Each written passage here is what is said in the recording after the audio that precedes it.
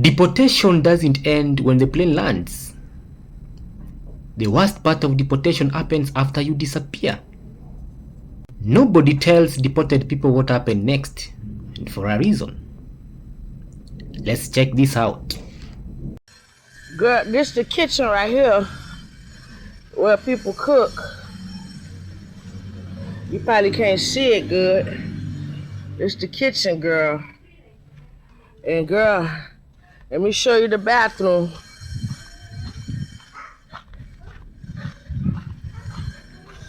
This is where you take a shower at. And let me show you where you use the bathroom at. You see that hole? Okay. Now, this where this young lady and her son, she pregnant. She let me stay until I can get out of here or get on my feet. Look. Girl, look, this her son. We all sleep on one bed.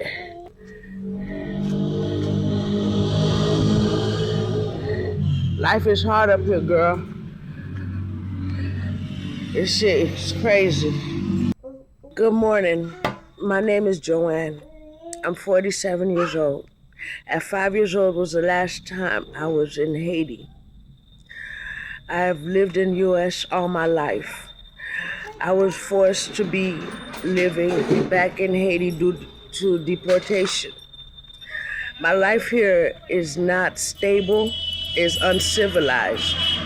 I'm seeking the community's support and help to relocate to a better place where I can find work, housing, and the basics of life.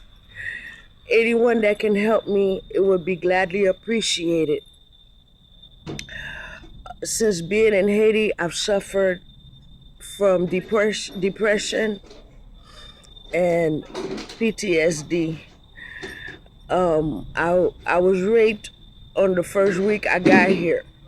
There's no security, there's no law, there's no police, there's no government that can help me to be safe.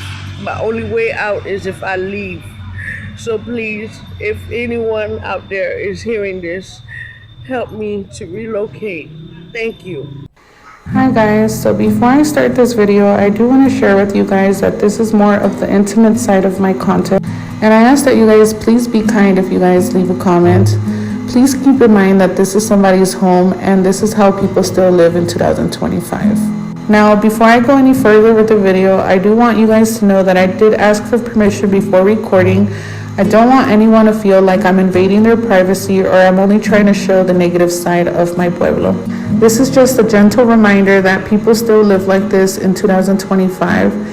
When we first migrated to the United States 28 years ago, I was only 5 years old, and I do remember a lot of these things still being the same. I remember us not having access to a restroom and having to shower outside with buckets of water. I think I spent so many years of my life thinking that I would never be back home. And now that I'm here, it does make me sad to see that if I want to give my kids a future here, I have to start from scratch with literally nothing. And although I did make the decision to go to a bigger city, it does make me sad to see that these places just get abandoned like this. I hope this is a good reminder for the people that are in the United States that are undocumented to let them know that you still have a place back home. And you should always have a plan B. You don't want to be left in a situation like I am where I literally have nothing and I have to start from scratch. I've had a very humbling experience living here for the last 4 months and I just wanted to share that with you guys. I hope you guys have enjoyed my videos and come along with me on this journey after deportation. In this video, you can see my Tío Pedro walking. In the far end, the brown house is what used to be my grandparents' house. The white house is where my Tío Pedro currently lives. And this big terreno belongs to my parents. I know that if I decided to stay here, I can create something big and beautiful. But honestly, I'm having a hard time adjusting to life in the pueblo. And I've mentioned to you guys before that the income here is very minimal. And before I end this video, I want to give you a reminder to please be grateful for what you have because many have less. The worst part of deportation happens after you disappear. Nobody tells deported people what happened next, for a reason. What happens next isn't in the news, isn't in court documents, and isn't explained to families, but it changes lives forever. And if you think deportation just means going home, this will surprise you. I don't know how to begin this video. I usually don't do this. It's not me to really put my business out there on social media or just talk about my life, my private life, but I feel like this time I should, because there's so much going on in this world nowadays. So on November 4th, 2024, I was coming back from Mexico. I had gone to visit some friends and I was crossing back through the bridge legally.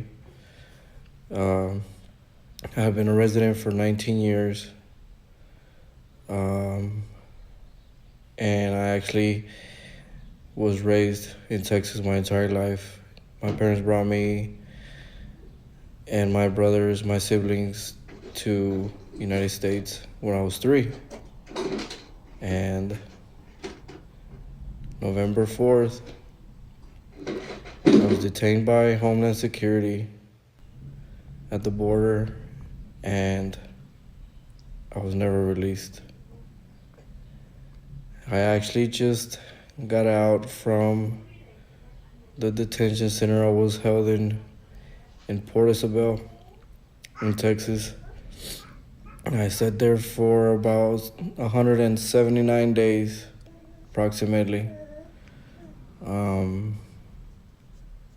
And I got deported. I can't really answer why they detained me. It took about 2 months for them to give me any paperwork telling me why I got detained, why I was getting threatened to get deported, etc. I went through several lawyers because the first 2 I paid a couple of $100, and they took my money and I never heard from them again. But after my family helped me get a hold of a good lawyer, I fought and ICE and Homeland Security never bent. They told me I wasn't eligible to be in that country anymore when I've never had any felonies, I've never hurt nobody, I've never been to prison, and all I've done was work my entire life. Since I was 17, I worked, never stopped, not a single day. I worked as a blue-collar boy. Once I hit the age of 19, I was eligible to work, and I started working and paying taxes, and I had children. I have 4 children from the age of 18 all the way down to 1, and I lost my children.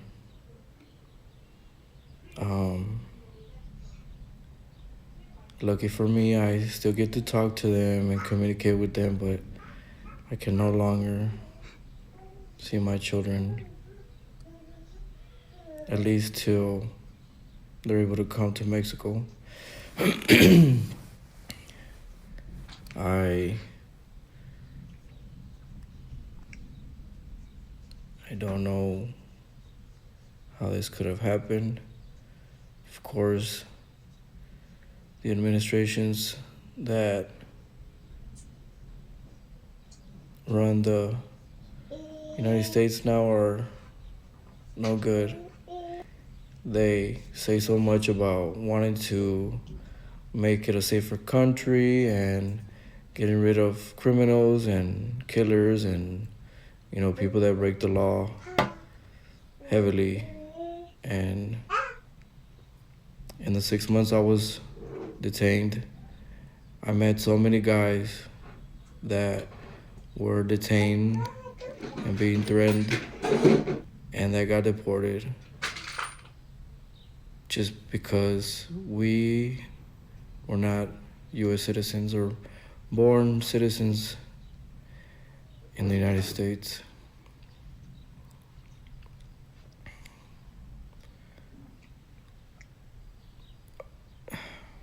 I didn't see very many criminals go through that detention center at all. A lot of innocent people, a lot of good men, kids, because there was a lot of kids there from 18 and up, all the way to their 60s, 70s. And I'm blessed to have family that have my back, but I lost what I love dearly the most. It's my kids, my lifestyle, my family. So yeah, that's what's going on. Deportation isn't an ending. It is the beginning of a quiet aftermath no one tracks. No follow-ups, no support, no accountability. Many people are deported to countries they haven't lived in since childhood. No job, no ID, sometimes not even the language. Families don't just separate, they freeze in place, sometimes for decades. Legal fees drain savings. Income disappears overnight. The family left behind suffers immediately. But this next part is what almost no one is prepared for. Yep. I'm off. I'm deporting myself before I get deported. I'm going home, I'm going home, I'm going home, guys. Please, please, please, please, please. Wish me good luck. Because I've been threatened on this app many times that I'm illegal, I'm going to get deported. I don't have to wait to be deported. I will use my 2 legs and boom, vamos, I'm out. Should be you guys have peace now. I've left the country. I deported myself. Happy now? Okay. Watch out. We'll be more than happy to help, and for those customers who have already ordered assistance to leave the aircraft, please do remain seated until the aisle around you is clear. My name is Danny. I was deported after 23 years of living in the U.S. My name is Carlos. I relocated, self-deported, whatever term you want to use, back to Mexico after living in the U.S. for 23 years. You know, the funny part is we both went to the United States in 2001, crossed the border illegally, lived in the U.S. for 23 years, and now we're back in Mexico, in Puerto Vallarta, Jalisco. Mr. Trump, me wanna say thank you to you for deportation me to Mexico and give me 1 week's vacation. My boss never give me. Thank you for deportation me back to my country. 1 week I be back in US. Okay? The hardest part isn't leaving. It is realizing no one checks on you afterwards. Once you are gone, you are erased from systems, from conversations, from concern. There are no official statistics on how deported people survive. No data on trauma. No reports on families left behind. Silence is part of the process. Most people never hear this part, and once you do, it is hard to forget. If you knew this already, you are not the problem. If you didn't, now you know. The question isn't whether deportation is legal, it is whether the aftermath is humane. Guys, tell me what part of this video surprised you the most. And this is just one part of the story. The next part will be what happens to the children who are left behind. Thank you for watching. And if you found this breakdown helpful, consider subscribing and sharing this video. See you in the next video.